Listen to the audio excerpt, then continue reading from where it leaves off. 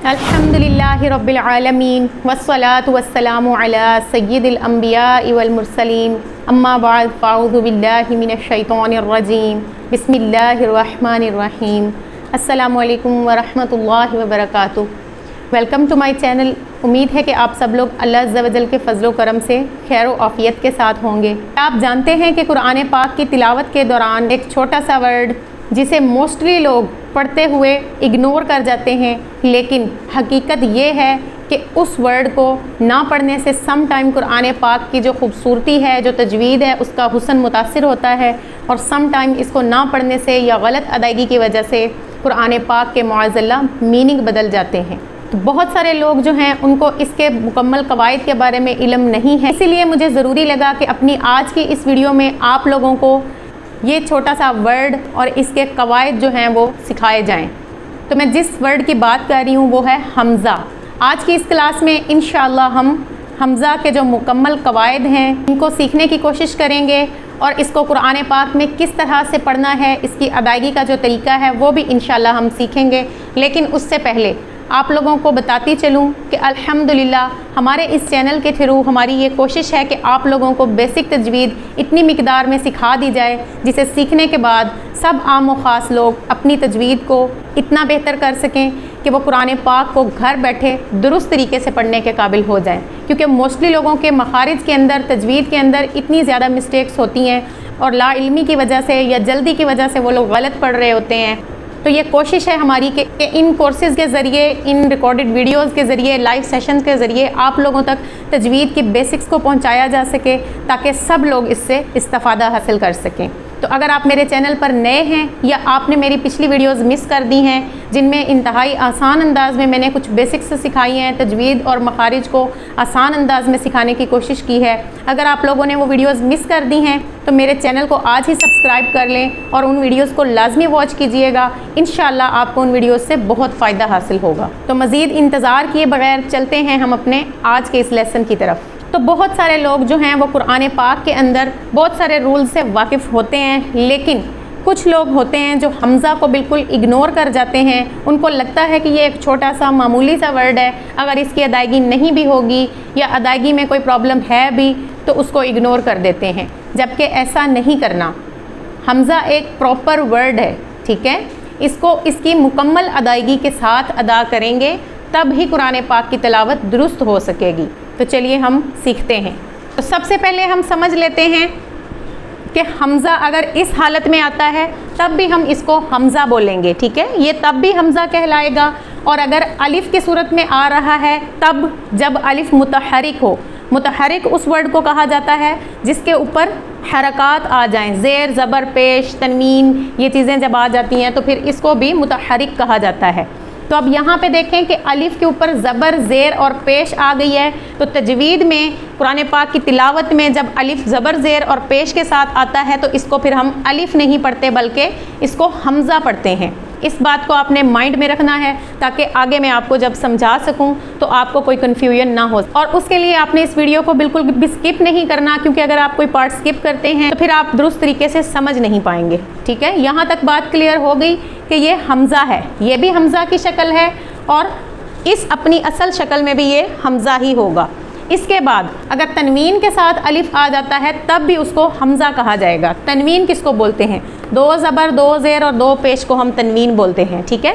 अगर हमज़ा अपनी असली हालत में हो और उसके ऊपर तनवीन आ जाए तब भी वो हमज़ा है, और अगर अलिफ़ के ऊपर ज़बर, दो ज़ेर, दो पेश आ जाएं तब भी हम इसको हमज़ा ही पढ़ेंगे। इसके अलावा अगर साकिन हो जाए हमज़ा तब भी ये हमज़ा है, और अलिफ़ साकिन हो जाए तो उसको भी हमज़ा पढ़ा जाएगा। लेकिन कुरान पाक में जहाँ पर भी हमज़ा साकिन आएगा उसको हमने झटका लगा के पढ़ना है, ठीक है। अब चाहे वहाँ पे हमज़ा अपनी असली हालत में हो और वो साकिन आ जाए, या फिर अलिफ़ की सूरत में आए और वो साकिन हो, दोनों सूरतों में उसको झटका लगा के पढ़ा जाएगा। आगे इंशाल्लाह मिसाल से भी इसको समझ लेते हैं।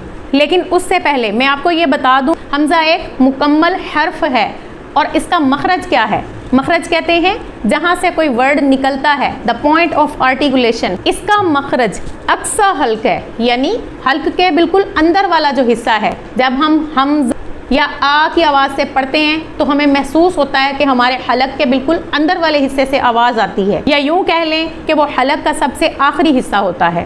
یہاں تک آپ کو بات کلیئر ہو گئی؟ کیونکہ آگے انشاءاللہ ہم ایگزامپلز کے ساتھ سمجھنے جا رہے ہیں۔ یہاں پہ میں نے کچھ ورڈز لکھے ہیں، تو الف زبر کے ساتھ آ گیا ہے، تو اس کو ہجے کرتے وقت حمزہ زبر آ پڑھا جائے گا، ٹھیک ہے؟ یہ اب حمزہ زبر آ، کاف زبر کا، لام زبر لا، آکالا اس نے کھایا، اس کا معنی ہے، ٹھیک ہے؟ تو یہ بھی حمزہ کے آواز کے ساتھ پڑھا جائے گا۔ اسی طرح یہاں پہ ایمانا ورڈ ہے، یہاں پہ حمزہ زیر کے ساتھ آیا ہے، اس کو بھی ہم حمزہ پڑھیں گے۔ امتا یہاں پہ پیش کے ساتھ آ گیا ہے، تو یہاں پہ بھی ہم نے اس کو حمزہ ہی پڑھنا ہے۔ بے شک آواز وہ آ ای او کی ہوگی، لیکن ہجے کرتے وقت یا اسپیلنگ کرتے وقت یا ورڈ بائی ورڈ پڑھتے وقت ہم نے اس کو حمزہ ہی پڑھنا ہے۔ لیکن اب کچھ چیزیں اور آپ کو میں بتاتی چلوں، کہیں پہ تو الف سٹارٹ میں آ جاتا ہے، یعنی حمزہ سٹارٹ میں آ جاتا ہے، زبر زیر اور پیش کے ساتھ آ رہا ہوتا ہے، اس کو ہم سٹارٹ میں پڑھتے ہیں، جیسے ورڈ آنا، ٹھیک ہے؟ اب اس میں اگر سٹارٹ میں الف آ گیا ہے تو اس کی اپنی ساؤنڈ آ رہی ہے، آ کی ساؤنڈ آ رہی ہے، لہٰذا اس کو ہم آنا پڑھیں گے، ٹھیک ہے؟ لیکن اسی ورڈ کے اندر یہاں پہ الف ایز اے مد آ رہا ہے، کیونکہ مد کا یہ رول ہے، الف سے پہلے اگر زبر آتا ہے تو وہاں پہ الف مدہ ہو رہا ہوتا ہے، تو یہاں پہ مد کے رول کے طور پہ الف آیا ہے، ٹھیک ہے؟ اس کو ہم الف ہی کہیں گے ہجے کرتے وقت۔ کیسے؟ شروع والے کے اوپر زبر ہے اور وہ سٹارٹ میں آیا ہے، اس کو ہم پڑھیں گے حمزہ زبر آ، اور آگے والا جو ہے نون الف زبر نا، کیونکہ یہ سپورٹیو کردار کے طور پہ آیا ہے، ٹھیک ہے؟ یہاں پہ مد کو ظاہر کرنے کے لیے آیا ہے الف، تو یہاں پہ اس کے اوپر کوئی زبر زیر پیش نہیں ہے، یہ اپنے سے پہلے والے زبر کے ساتھ پڑھا جا رہا ہے، لہٰذا اس کو نون الف زبر نا پڑھیں گے، آنا۔ اب حمزہ کی جو اقسام ہے نا، حمزہ القطع اور حمزہ الوصل، ان کے بارے میں آپ کو بتاتی ہوں، آپ نے غور سے سننا ہے تاکہ قرآن پاک کی تلاوت کے دوران جب یہ حمزہ آئیں گے تو آپ کو ان کی بھرپور طریقے سے پہچان ہو سکے۔ اب یہاں پہ سب سے پہلے آپ کو سمجھاتی چلوں کہ یہ حمزہ القطع کی مثالیں ہیں، کون کون سی؟ انعمت، سأل اور یقرأ۔ حمزہ القطع کی مثالیں میں آپ کو سمجھاتی چلوں کہ اس کو حمزہ القطع کہا جاتا ہے۔ قطع والا حمزہ کون سا ہوتا ہے؟ جو ورڈ کے سٹارٹ میں بھی آ رہا ہوتا ہے، سینٹر میں بھی آ رہا ہوتا ہے اور ورڈ کے لاسٹ میں بھی آ رہا ہوتا ہے، اس کو قطع والا حمزہ کہتے ہیں، ٹھیک ہے؟ جیسے انعمت، اب یہاں پہ الف زبر کے ساتھ ہے اور یہ سٹارٹ میں آ گیا ہے، تو اس کو انعمت میں سٹارٹ کے ساتھ آ گیا تو یہ بھی قطع والا حمزہ ہے، ٹھیک ہے؟ جہاں پہ سأل، یہاں پہ آپ دیکھیں گے تو حمزہ اپنی اصل فارم کے اندر ہے، اس کے اوپر زبر بھی ہے، جبکہ الف کے اوپر حمزہ اور حمزہ کے اوپر زبر، تو یہاں پہ یہ سینٹر میں آ گیا ہے، تو اس کو بھی ہم حمزہ القطع کہیں گے، ٹھیک ہے؟ اس ورڈ کے اندر یقرأ کے اندر حمزہ لاسٹ میں آیا ہے، تو یہ جو سٹارٹ، سینٹر اور لاسٹ میں آتا ہے اس کو قطع والا حمزہ کہا جاتا ہے۔ یہاں تک بات کلیئر ہو گئی؟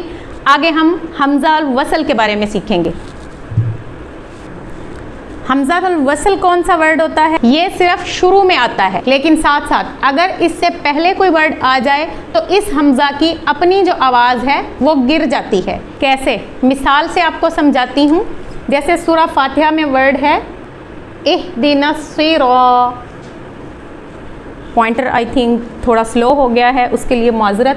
تو ہم حمزہ الوصل کے بارے میں پڑھ رہے ہیں، یہاں پہ اگر ہم اس حمزہ کو دیکھیں تو یہ سٹارٹ میں آ رہا ہے اہدنا الصراط، لیکن کیونکہ یہاں پہ یہ اس حمزہ کی اپنی آواز گر گئی ہے، یعنی نون کو ہم نے ڈائریکٹلی آگے والے صاد سے ملا دیا، تو اس حمزہ کی آواز یہاں پہ گر گئی، اس کو ادا نہیں کیا گیا۔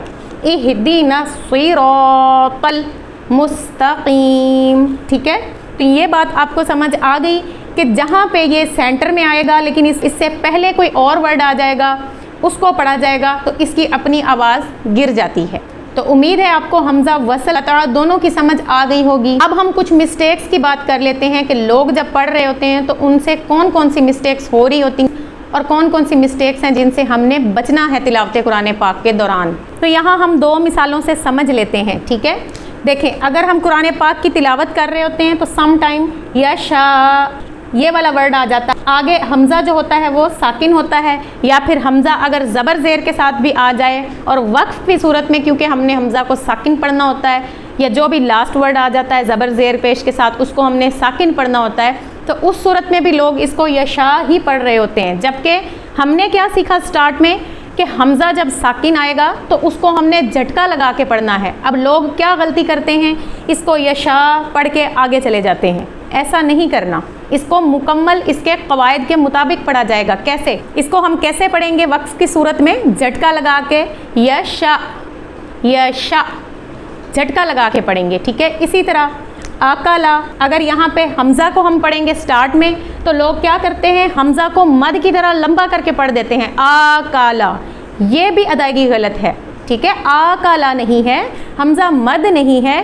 یہ کوئی اور سپورٹیو ورڈ نہیں ہے، بلکہ یہ ایک بذات خود مکمل ورڈ ہے، ٹھیک ہے۔ اس کو اس کی ادائیگی اور اس کے قواعد کے مطابق پڑھیں گے۔ کیسے پڑھیں گے؟ آکالا، سوائے اس کے کہ حمزہ ساکن ہو، اس کو جھٹکا نہیں لگانا، معروف طریقے سے پڑھنا ہے، ٹھیک ہے۔ امید ہے کہ آپ لوگوں کو سمجھ میں آ گیا ہوگا آج کا یہ ٹاپک۔ میں نے کوشش کی ہے کہ آسان الفاظ میں آپ لوگوں کو میں یہ بتا سکوں یا سکھا سکوں۔ آج ہم نے سیکھا حمزہ کیا ہے، حمزہ اور الف کا فرق کیا ہے، اس کا مخرج کیا ہے، اس کو پڑھنے میں لوگ کیا کیا غلطیاں کرتے ہیں، اسی طرح وصل اور قطع کی ہم نے فرق کو جانا۔